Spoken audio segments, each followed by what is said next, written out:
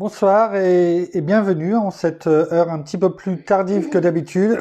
Excusez-moi. Et nous sommes le lundi 31 août 2020 et nous en sommes rendus ce soir à la méditation numéro 164 dans le livre Les psaumes des temps modernes de notre ami pasteur Jean-François. Et sans plus tarder, nous allons prendre le titre et de voir au travers de ce psaume ce que notre bien-aimé Saint-Esprit veut nous révéler ce soir comme enseignement. Le titre « Parle, car ton serviteur écoute ». Seulement le silence de ta présence me démontre, ô Dieu, l'ampleur de ta magnificence. Inévitablement, ton silence me change et me transforme. Il me modèle, me forme et me réforme. Pour que cette nouvelle vie en toi prenne toute sa forme.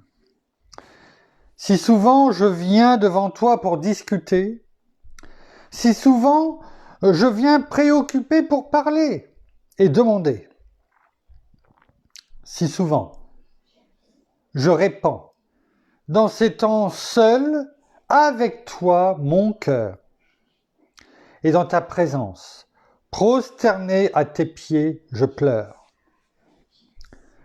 Cependant, peu souvent je viens dans ta présence en gardant devant toi le silence.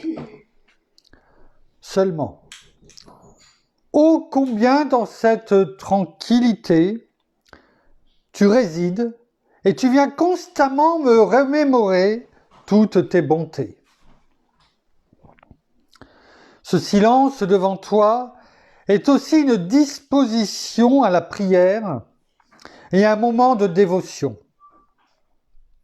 Assurément, cette forme d'admiration en dit long et glorifie sincèrement ton nom.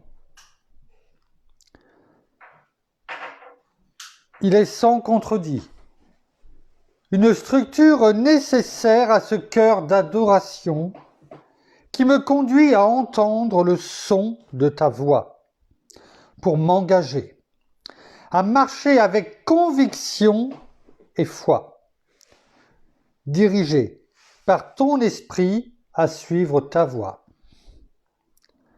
À travers mes difficultés, à travers tous mes combats, et ce qu'ici-bas sur cette terre je vis, ce que je fais pour toi, Père, et la manière dont je traite ton Fils, Jésus-Christ, la façon dont j'administre mes agissements envers autrui, ou encore la façon dont je réagis, je le sais, sera certainement sur cette balance dont tu te serviras, l'unité de mesure qui me mesurera une fois arrivé au paradis. C'est pourquoi aujourd'hui, qu'il en soit ainsi, que je m'arrête, que je me taise, que j'écoute et que j'entende dans l'esprit ton cri. Que le son de ta voix parvienne jusqu'à moi, car dans ta parole, il nous est dit, c'est dans le calme, dans la confiance et dans le silence, loin du bruit, que je désire te communiquer quelle est ma volonté pour toi, pour ta vie.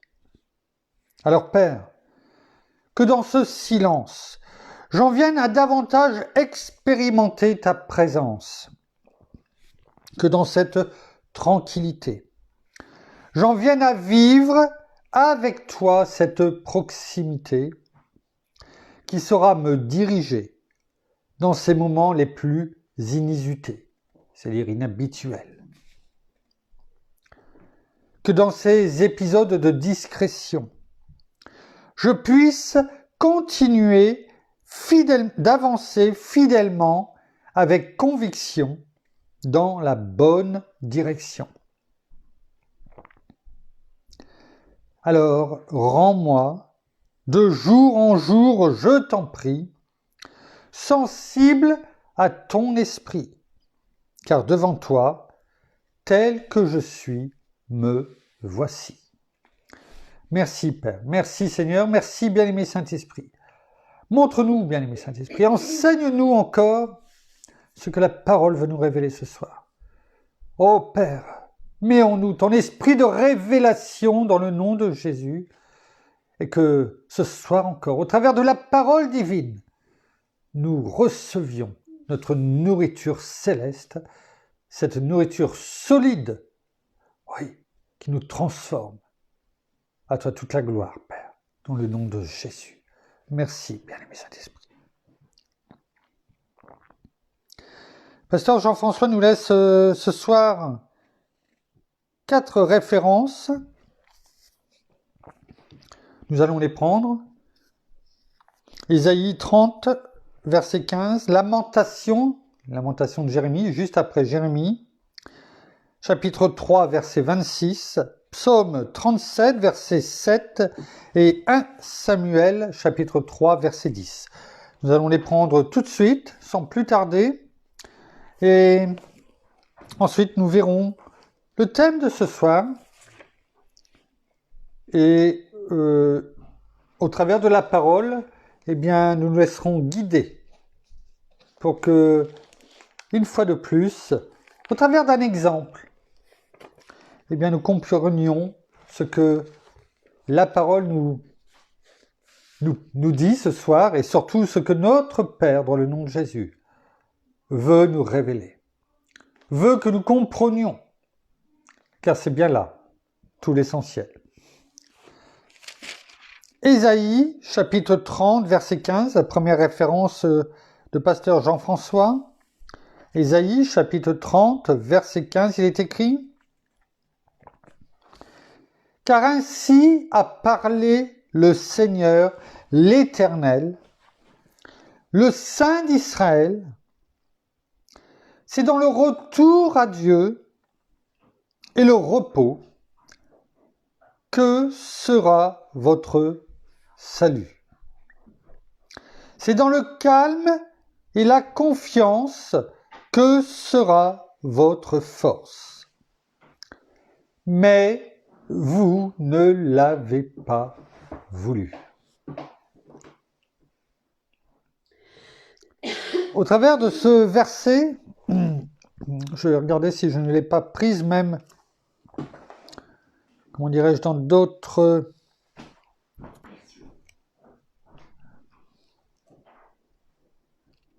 versions. Non, ce sera un autre verset. Mais la parole est claire, une fois de plus. Comme de l'eau de roche. Le Seigneur a parlé. Le Seigneur, l'Éternel, le Saint d'Israël, a dit quelque chose. C'est pour le peuple d'Israël, son peuple, mais c'est aussi pour chacun d'entre nous aujourd'hui. Il nous dit une chose. Est-ce qu'il nous dit que c'est dans le retour à Dieu et le repos que sera votre salut? C'est dans le calme et la confiance que sera notre force.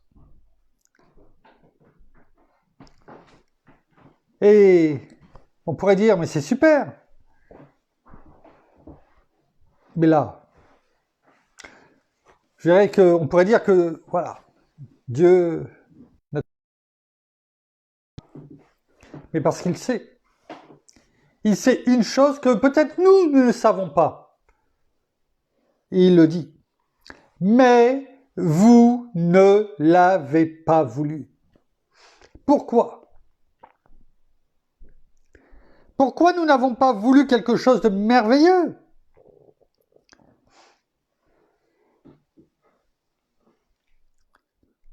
Le calme, la confiance, le salut qui apporte cette force dans le retour à Dieu, là où on a le salut. Il le dit, et on n'en a pas voulu, parce que l'homme est obstiné. Il veut faire qu'à sa tête. Il est entêté. Et tant qu'il n'a pas essayé tous ses plans de A à Z, un peu comme le monde, et même beaucoup comme le monde le dit, s'il n'y a pas un plan A, essaye le plan B, et puis le C, le D. Fais les 26 lettres de l'alphabet français en tout cas. Alors que pour Dieu, il n'y a qu'un seul plan. Son plan, le plan A, il n'y en a pas d'autre. Le plan qu'il a devant chacun d'entre nous, dans sa parole, celle qui nous a léguée, celle pour laquelle notre Seigneur est venu. Un seul plan, son plan. Il nous donne toutes choses, mais l'homme est obstiné. Obstination de l'homme. C'est le thème de ce soir. Et prenons la définition de l'obstination. On le sait, on connaît ce que ça veut dire. On sait ce que c'est que l'obstination. Quelqu'un qui est obstiné, qui a la tête dure, par exemple. On sait ce que ça veut dire. Allons voir s'il n'y a pas quelque chose à gratter. De toute façon, l'obstination, oui, entraîne la désobéissance. Ou la désobéissance est une conséquence de l'obstination, ce qui revient au même. Il est dit dans dans le dictionnaire, que l'obstination désigne un attachement. Déjà, on sait que c'est un attachement. Alors, si tu as un attachement à Dieu, c'est pas grave. Tant mieux. Un attachement tenace. Déjà, un attachement, quand on est attaché à quelque chose, c'est déjà, on a du mal quelquefois à s'en dépêtrer. Mais là, c'est écrit un attachement tenace. C'est pas la parole qui le dit, c'est le dictionnaire. D'un individu, à quoi ? À ses idées. Ou à ses entreprises, c'est-à-dire ce qu'il fait. Malgré les difficultés pouvant se présenter à lui. Bien entendu, les difficultés qui se présentent à lui par rapport à ce que dit la parole, on sait très bien que ce ne sera pas les bonnes difficultés. Ce sera ce qui engendrera, l'obstination engendrera bien sûr des choses mauvaises. Mais l'homme, dans son obstination tenace, son attachement tenace, voudra faire à sa tête. Parce qu'il a la tête dure, comme disait mon épouse. Et il voudra aller jusqu'au bout de ses idées. En synonyme, on a acharnement. Vous voyez, c'est quand même des mots forts. Acharnement. Quelqu'un qui est acharné. Entêtement. Persistance, insistance, ténacité. Voilà ce que c'est l'obstination. Bien entendu, en rapport à la parole, si c'est l'obstination à faire ce que dit la parole, un attachement à notre Père, cet attachement tenace, c'est bien, c'est une bonne chose. Mais là, malheureusement, c'est à faire le contraire de ce que Dieu dit. Pour notre bien. Et on fait le contraire. Parce qu'on écoute, on se laisse monter la tête, voire gonfler la tête par des personnes peut-être, ou par nous-mêmes, par nos pensées en se croyant plus forts. Capables de réussir les choses, même si Dieu n'est pas devant nous.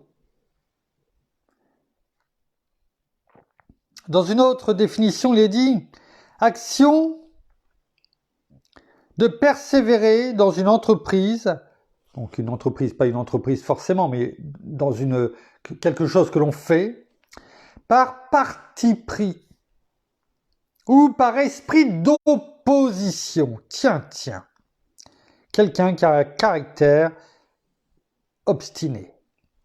Caractère de quelqu'un d'obstiné. Regardez, par esprit d'opposition. Y aurait-il un esprit d'opposition chez l'être humain, dans l'homme, au sens large, hein, l'homme, l'être humain, qui est là en permanence et qui, dans nos pensées, et qui veut tout simplement nous éloigner de la parole, ou à faire, en tout cas, le contraire de ce que Dieu dit. C'est édifiant de voir que le dictionnaire nous parle d'esprit d'opposition.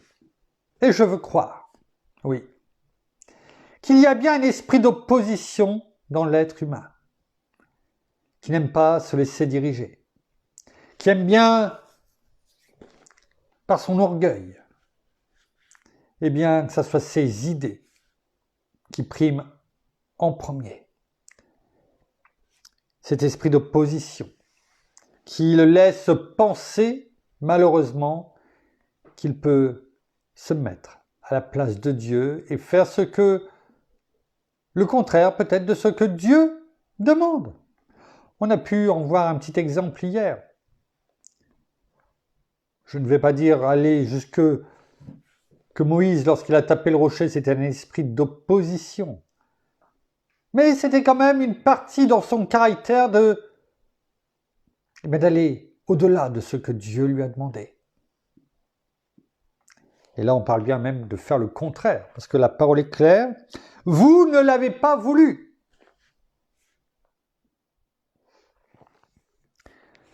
Voyons ce que dit la parole dans Lamentation, chapitre 3, verset 26. Il est bon d'attendre en silence le salut de l'Éternel. L'homme ne sait pas attendre. L'homme ne sait pas attendre. La patience, qui est un fruit de l'esprit, n'est qu'une simple vue de l'esprit pour l'homme. L'homme n'est pas patient. Il est obstiné, mais il n'est pas patient. L'obstination, c'est de faire les choses. La patience, c'est d'attendre. Et notre Père, à travers de sa parole, nous dit d'attendre en silence. Est-ce que l'homme sait attendre en se taisant? Que nenni. Non. Il ne sait pas se taire. Et on l'a vu avec ce que l'apôtre Jacques, on a pu le méditer, nous dit dans la parole. Si la langue est comparée à un feu dévorant, ça montre bien que l'homme ne sait pas se taire et que de sa bouche sort toute chose bonne ou mauvaise. Mais en tout cas, il ne sait pas se taire. Alors que la parole nous dit qu'il est bon, verset 26, d'attendre en silence le salut de l'Éternel. Et là aussi, c'est cet esprit d'opposition. Notre Père nous dit au travers de sa parole qu'il est bon d'attendre en silence, et nous on parle. Comme le disait pasteur Jean-François dans son livre, dans son psaume 164. Il le reconnaissait lui-même et je suis d'accord avec lui. Comment pourrions-nous ne pas être d'accord avec cela? Est-ce que, franchement, combien de fois nous sommes venus devant notre Père, devant notre Seigneur, lui, et d'attendre en silence? C'est une louange, on a pu le lire. Notre Père nous le dit au travers de sa parole. Combien de fois pouvons-nous dire que nous sommes venus en silence devant lui?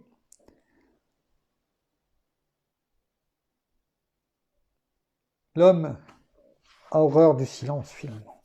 Il aime bien partir en vacances dans des endroits ou silencieux, où il a le calme parce que il a tellement de bruit toute l'année, ou l'inverse. Il a tellement au calme toute l'année qu'il veut du bruit. Mais même lorsqu'il recherche le silence, finalement, eh bien, il faut qu'il s'occupe. Parce que l'homme n'aime pas le silence. Ça va juste un temps, un moment. Et après, il faut qu'il passe à autre chose. Alors que Dieu nous dit, au travers de sa parole, prends le temps de venir devant moi en silence. Et attends, combien de temps la parole ne nous le dit pas? Dieu nous le révélera. Il nous parlera. Si on lui obéit, pensez-vous, je ne sais pas, je le vois avec nos enfants. Vous l'avez peut-être vu avec vos enfants. S'ils font les choses que vous leur demandez, vous allez faire comme s'ils n'existaient pas, passer à côté d'eux, ne pas leur parler, ne rien faire, ne pas vouloir passer du temps avec eux. Ce que vous leur avez demandé de faire, ils l'ont fait avec joie. Et vous, en tant que parents, nous, en tant que parents, on ne va pas s'en rendre compte et on ne va rien dire. Non. Les parents normaux, je ne dis pas extraordinaires, mais normaux. On va leur dire, c'est bien, merci. Vouloir passer du temps avec eux, tiens, bah écoute, voilà, on va faire ci, on va faire ça. C'est normal. Et vous croyez que notre Père, qui est un Dieu d'amour, entre autres, agirait de façon complètement différente? Mais non. Il nous aime. Et si nous sommes obéissants, si nous mettons en pratique, il voit qu'on met en pratique chaque jour et qu'on essaye en tout cas, par les méditations que l'on fait ou d'autres façons de faire, de progresser dans ce chemin de l'intégrité. Vous pensez qu'il ne sera pas là pour nous épauler, pour nous dire, c'est bien, aujourd'hui tu as encore avancé, tu as progressé.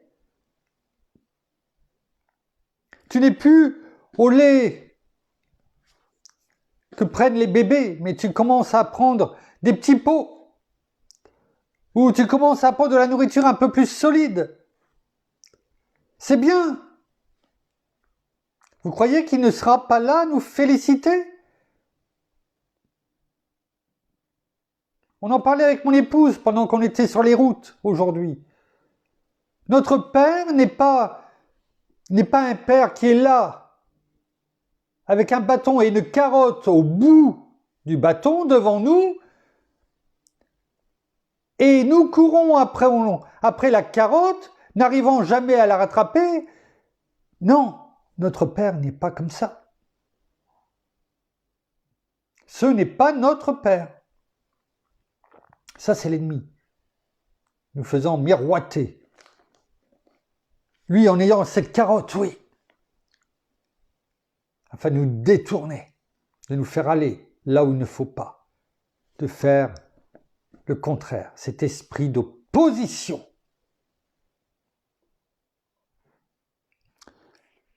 Dans le psaume 37, verset 7, il est écrit « Garde le silence devant l'Éternel et attends-toi à lui. Ne t'irrite pas contre celui qui réussit dans ses voies, contre l'homme qui accomplit de mauvais desseins. » Sois patient, sois toujours à lui, c'est-à-dire à Dieu. Et ne sois pas jaloux, on a pu le méditer, on ne va pas s'apesantir dessus. Ne sois pas jaloux à cause de ceux qui accomplissent de mauvais desseins, qui sont peut-être, pour un temps, dans un semblant de richesse, avant que le malheur vienne. Soyons plutôt comme Samuel. Dans 1 Samuel, chapitre 3, verset 10, lorsque l'Éternel vint et se présenta, Il appela comme chaque fois, il l'avait déjà appelé 2 fois. Samuel et Samuel. Et Samuel répondit, parle, car ton serviteur écoute. On avait déjà parlé de cela. Est-ce que nous avons cette promptitude à essayer d'entendre la voix de l'Éternel qui nous appelle, afin que l'on puisse répondre, comme Samuel, quand il était petit, parle, car ton serviteur écoute. Est-ce que nous écoutons? Déjà, avant d'écouter ce que notre Père a à nous dire, est-ce que nous écoutons déjà? Est-ce que nous l'écoutons nous appeler? Avant toute chose. L'obstination. On la retrouve encore dans Ésaïe, chapitre 28, au verset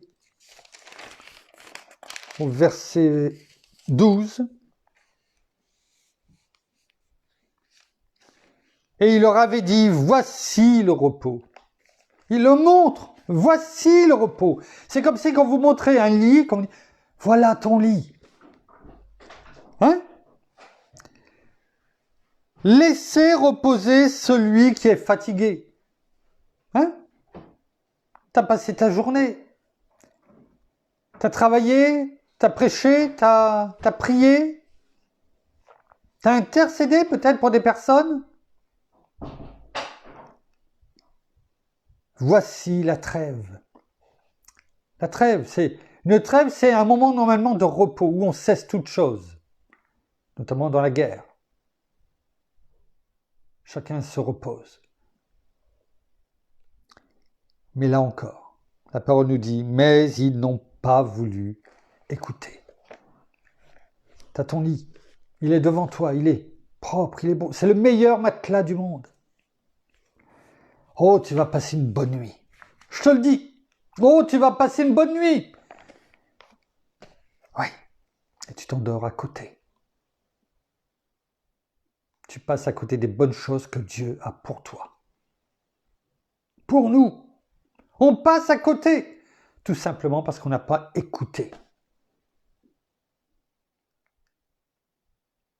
On ne l'a pas écouté nous dire pour toi, à tes côtés. Et on passe à côté de ses bienfaits. Et on désobéit.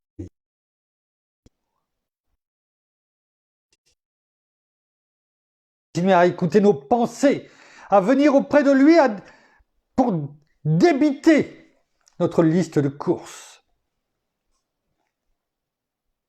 plutôt que de l'écouter, afin que nous puissions faire un bond en avant et qu'il réponde. Oh, j'en suis persuadé. Lui remettre. Mais nous n'écoutons pas. Comme la parole le dit, mais ils n'en ont pas voulu. Et pour terminer, on va regarder juste ce qui est dit dans Deutéronome, chapitre 1, verset 43. Le contexte, dans le Deutéronome, c'est le souvenir des événements passés. Il se remémore les événements passés. Ils ont bien eu lieu. Ce chapitre premier, notamment dans la deuxième partie, nous parle d'un moment que vous avez déjà bien sûr entendu, c'est lorsque des espions sont envoyés vers la montagne des Amoréens. Et il y en a une douzaine qui sont envoyés et ils reviennent avec des fruits, avec toutes les... Ils leur avaient déjà, bien longtemps auparavant, dit qu'ils allaient trouver dans cette terre promise. Toutes des bonnes choses, des belles choses. Et ils reviennent. Et plutôt que de louer Dieu de le rendre gloire, de le glorifier pour toutes ces bonnes choses qu'il leur donne, qu'il leur livre entre leurs mains, eh bien, ils vont prendre l'inverse. Ils vont dire, il y a des géants. Et ils vont commencer à avoir peur. Alors que l'Éternel leur avait dit, je vous donne, et pas que là, depuis bien longtemps, je vous donne ces endroits. Allez voir, regardez tout ce que je vous donne, que je livre entre vos mains. Il n'y a que Caleb, qui était déjà bien âgé, qui a dit, moi je veux y aller. Mais je crois, si je ne me trompe pas, avoir 86 ans. Et puis Josué, parce que la sentence est tombée. L'Éternel a dit, parce que vous n'avez pas voulu croire, vous n'avez pas voulu m'obéir, et bien cette génération-là n'aura pas la terre promise. Vous ne la verrez pas, parce que vous n'avez pas voulu monter comme je vous l'avais demandé, comme je vous avais envoyé, en vous disant que j'étais devant vous et que je vous donnais la victoire. Vous avez préféré vous obstiner dans vos pensées de peur, de crainte. Il dit, mais vous n'avez pas voulu être rebelle à l'ordre de l'Éternel, votre Dieu. C'est de la rébellion.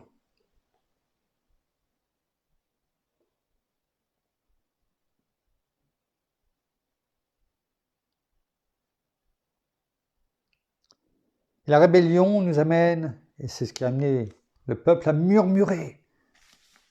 Et voilà, et c'est parti.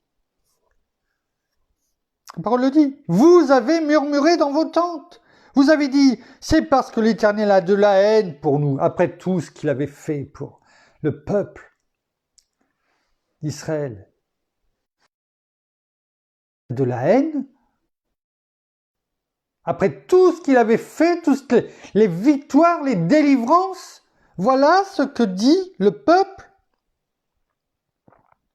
A de la haine pour nous, qui nous a fait sortir du pays d'Égypte, afin de nous livrer entre les mains des Amoréens et de nous détruire.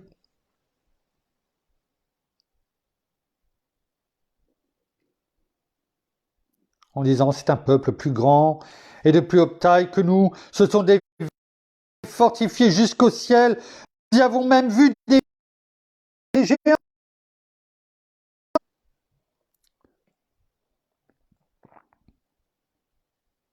Et pourtant, Dieu leur dit, ne vous épouvantez pas et ne les craignez pas. L'Éternel, votre Dieu, qui marche devant vous, combattra lui-même pour vous, tout comme il l'a fait pour vous sous vos yeux en Égypte. Il leur rappelle, rappelle-toi tout ce que j'ai fait en Égypte, ces 10 plaies. Tu t'en rappelles pas? Toutes ces victoires que je t'ai données dans ta vie? Et alors que je te dis que je vais combattre pour toi, je suis sûr que ça rappelle certaines choses à certaines personnes.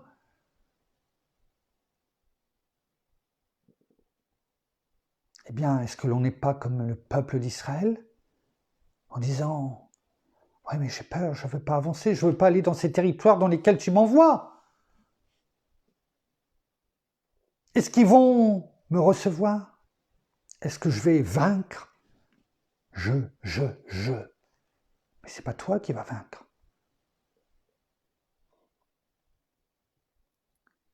L'Éternel, votre Dieu, qui marche devant vous, combattra lui-même pour vous, tout comme il l'a fait pour vous sous vos yeux, en Égypte et dans chacune de nos vies.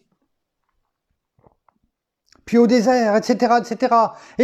Et Dieu leur rappelle au travers de la parole tout ce qu'il a fait pour eux, ce qu'ils ont vu, non pas espéré, non, ils l'ont vu. Ils ont préféré prendre l'autre route, de la désobéissance, de l'obstination. et de ne pas laisser Dieu agir dans leur vie comme il leur avait dit. Alors, il est écrit dans cette circonstance, dans votre façon d'agir, dans votre façon de parler, dans votre façon d'être. Vous n'avez pas eu confiance en l'Éternel, votre Dieu. Est-ce que cela ne nous ressemble pas bien souvent, malheureusement, dans notre obstination à vouloir suivre nos pensées et non pas celles de Dieu?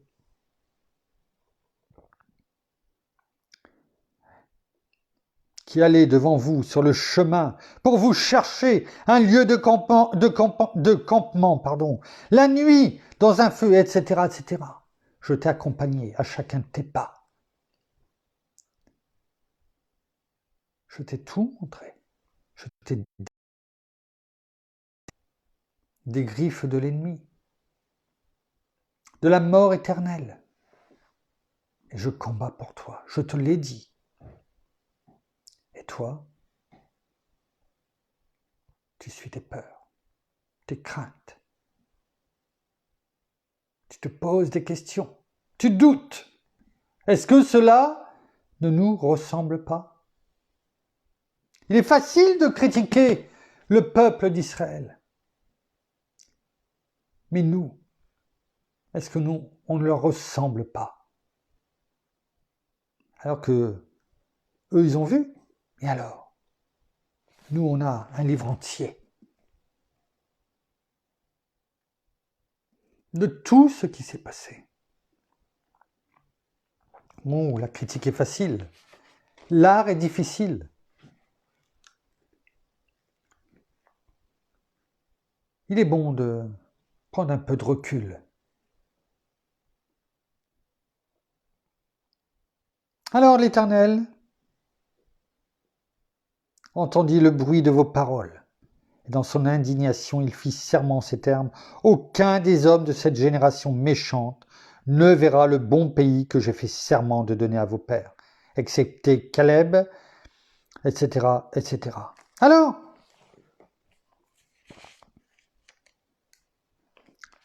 l'Éternel leur a dit, ok,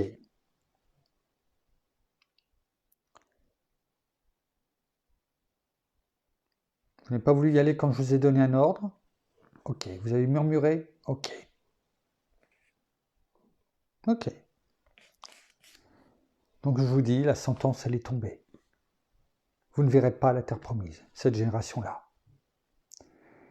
Et là, la crainte de l'Éternel devient, comme de par hasard, plus forte. Pourquoi? Parce que l'homme voit ce qu'il va manquer, ce qu'il ne va pas avoir. Vous voyez, l'ego tout de suite, le moi. Et alors, qu'est-ce qui se passe? Eh bien, d'un seul coup, vous avez répondu en me disant, nous avons péché contre l'Éternel, nous monterons. Ah, tiens, maintenant tu veux monter, tu veux m'obéir. Et nous combattrons, tout comme l'Éternel, notre Dieu, nous l'a ordonné. Et vous avez pris chacun vos armes à la ceinture, et vous avez cru facile de monter vers la montagne. L'Éternel m'a dit alors, dis-leur, ne montez pas et ne combattez pas, car je ne suis point au milieu de vous. Ainsi, vous ne ferez pas mettre en déroute, vous ne vous ferez pas mettre en déroute par vos ennemis. Dieu ne boude pas, hein? Il avait donné un ordre, ils ne l'ont pas fait. Quand vous dites à vos enfants, écoute, tu fais ça, et puis c'est tout. Et puis qui fait inverse.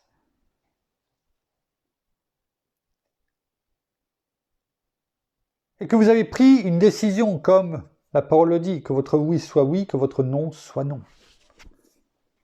Et que vous leur dites, ok, tu fais pas, ben voilà. Tiens, un exemple pour nous récent, je te prends ton portable.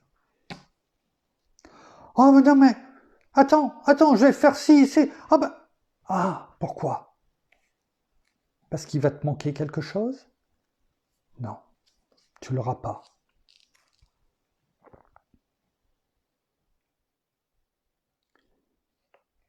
Dieu ne boude pas, il est droit, il est juste. Ok, vous n'avez pas voulu? Ok, vous avez les conséquences de votre choix. Et là encore, qu'est-ce qui s'est passé? Je vous ai parlé, mais vous n'avez pas écouté. Vous avez été rebelle à l'ordre de l'Éternel et vous êtes montés audacieusement vers la montagne. Et là, une fois de plus, ils ont fait le contraire de ce que Dieu a dit, croyant que ça allait le faire revenir à sa première décision. Et ils ont, dans leur obstination, Dieu leur a dit, ne montez pas, je ne serai pas au milieu de vous. Vous n'aurez pas la victoire. Parce que tu ne m'as pas écouté la première fois. N'y va pas. Mais si, on va y aller, tu vas voir, il va revenir sur la première décision, t'en fais pas. Alors, les Amoréens qui habitent cette montagne sortirent à votre rencontre et ils vous poursuivirent comme font les abeilles et vous battirent en Séhir jusqu'à Horma. À votre retour, vous avez pleuré devant l'Éternel, mais l'Éternel n'écouta pas votre voix et ne vous prêta pas l'oreille. Voilà. Voilà lorsque l'on n'obéit pas. Ce n'est pas Dieu qui se retire, c'est nous qui nous retirons. C'est trop facile après de rejeter la faute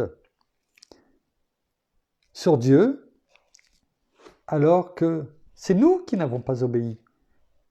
Mais par contre, on est prêt à obéir au moment où ça nous intéresse. Ce n'est pas l'obéissance, comme le disait tout à l'heure mon épouse. L'obéissance, c'est « je t'ai dit que je combattrai pour toi, alors n'aie pas peur. Monte. Va faire ce pourquoi je t'envoie. » Sur le terrain. Va faire ta part. Et laisse-moi faire la mienne. Je t'ai dit que tu n'avais rien à craindre. Que je combattrai pour toi à tous les niveaux. Dans ta vie privée, dans ta vie professionnelle, dans ta vie spirituelle. Alors va. Et arrête de douter. Fais ta part et laisse-moi faire la mienne. Regardez ce verset.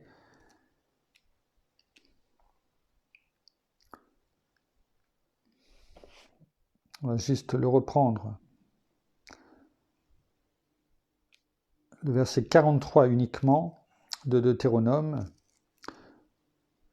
Avant de terminer, on terminera sur ça. Deutéronome, donc on a dit 1, verset 43.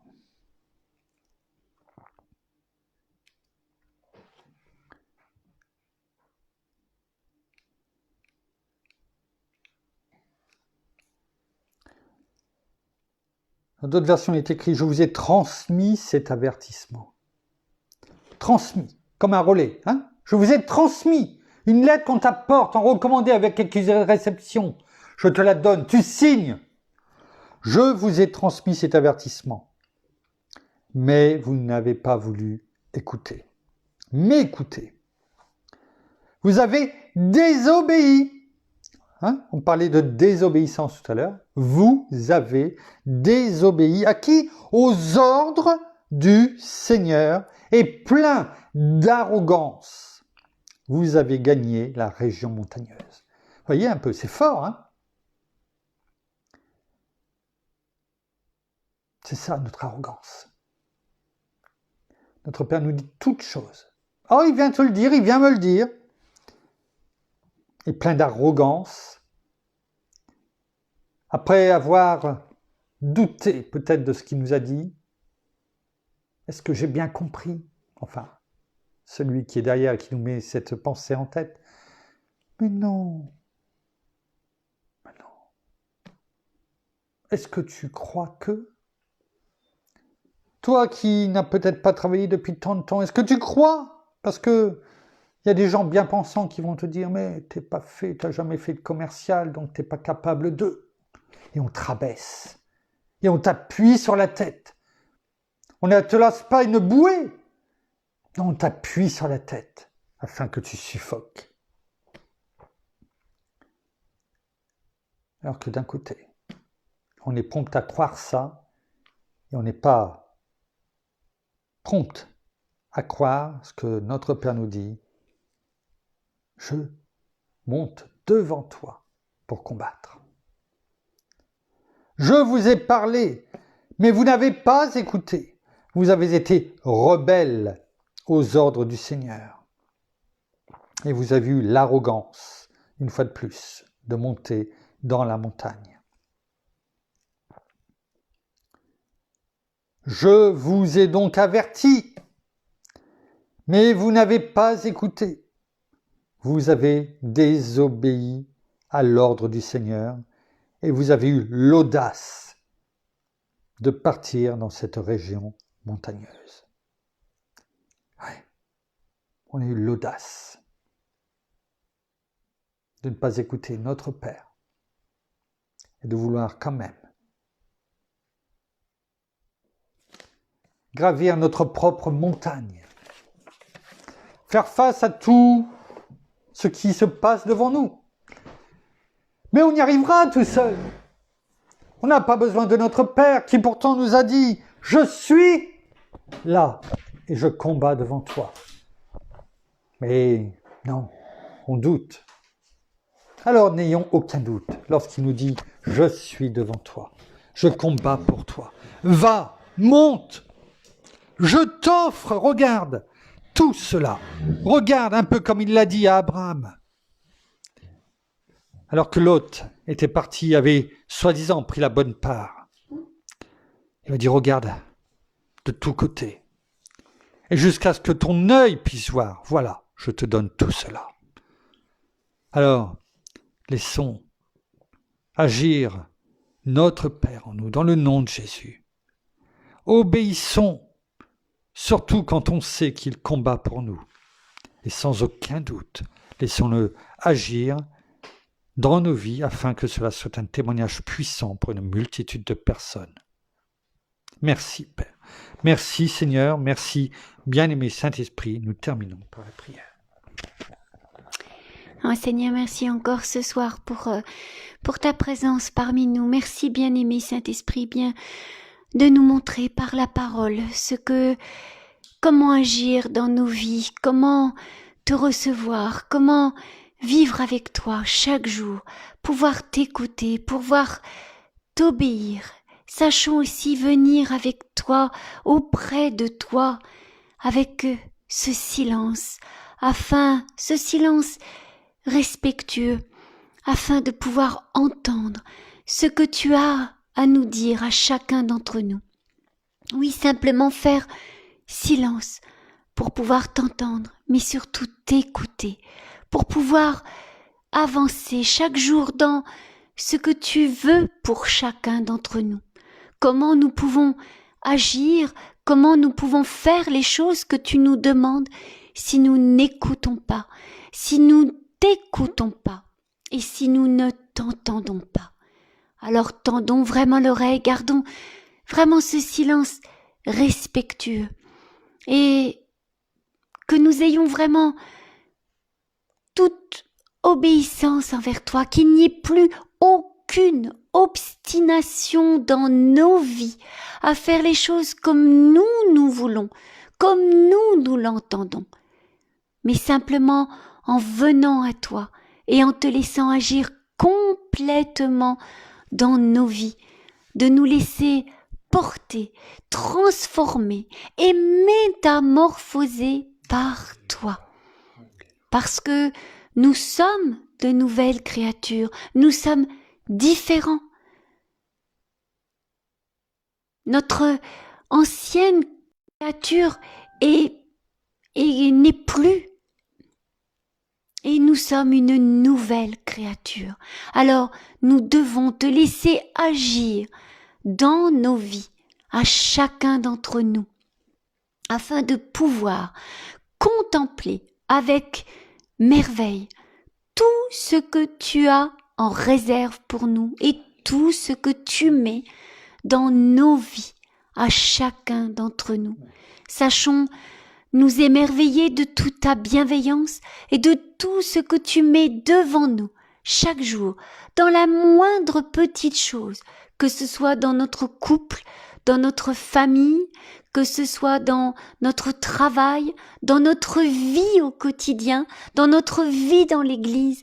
Sachons, oui, vraiment, nous satisfaire et vraiment être heureux et comblés de tout ce que tu as et tout ce que tu mets en réserve dans nos vies.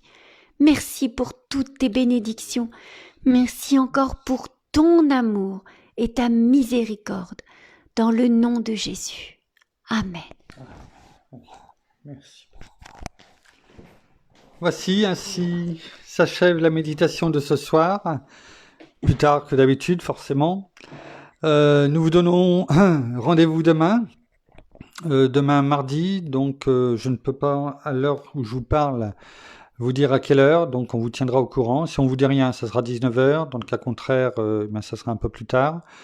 En tout cas, nous vous bénissons de toutes les bénédictions spirituelles dans les lieux célestes en Christ. Nous saluons nos amis au Québec, parce que si nous, il est presque 22h, eh bien, il est un petit peu plus tôt chez eux. Il n'est que 16h, si je ne me trompe pas. C'est ça, il va être 16h, donc je pense qu'ils nous écoutent, ou en tout cas, ils nous écouteront en replay. En tout cas, nous les saluons fraternellement, et nous vous donc disons à demain. Passez une bonne nuit en tout cas, et demeurez fermes dans l'obéissance à la parole et dans l'amour que notre Père nous porte dans le nom de Jésus. Merci, bien-aimé Saint-Esprit, pour tes révélations encore cette nuit, pour chacun d'entre nous. Merci. À demain. Au revoir.